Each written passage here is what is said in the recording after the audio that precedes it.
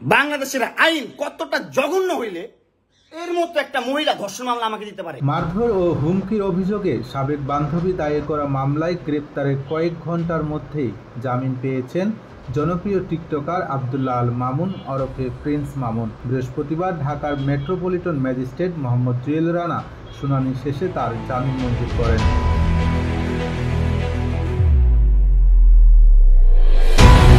জানা গেছে, গ্রেপ্তারি পরোয়ানার মূলে বৃহস্পতিবার সকালেই ভাটারা থানা পুলিশ প্রিন্স মামুনকে আটক করে।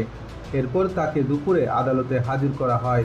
এ সময় মামুনের আইনজীবী মোহাম্মদ নজরুল ইসলাম তার পক্ষে জামিন আবেদন করেন।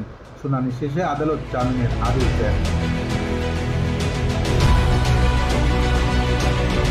মামলা সূত্রে জানা যায়, গত বছরে 4 জুন ক্যান্টনমেন্ট থানায় একটি সাধারণ ডায়েরি করেন মামুনের সাবেক বান্ধবী লাইলা। অভিযোগে তিনি উল্লেখ করেন, মামুন তাকে শারীরিকভাবে নির্যাতন করেছেন এবং প্রাণনাশের হুমকি দিয়েছেন।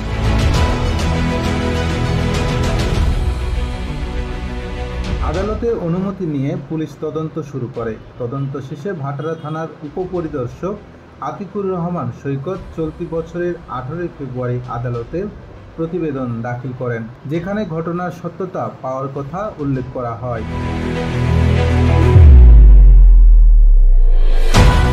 প্রতিবেদনে আমলে নিয়ে আদালত প্রথমে মামুনকে হাজির হওয়ার সমন জারি করেন, তবে তিনি আদালতে উপস্থিত না হওয়ায় পরে গ্রেপ্তারি পরোয়ানা জারি করা হয়। সেই পরোয়ানার মূলে বৃহস্পতিবার সকালে তাকে গ্রেপ্তার করা হয় এবং একই দিনে জামিন মঞ্জুর করা হয়।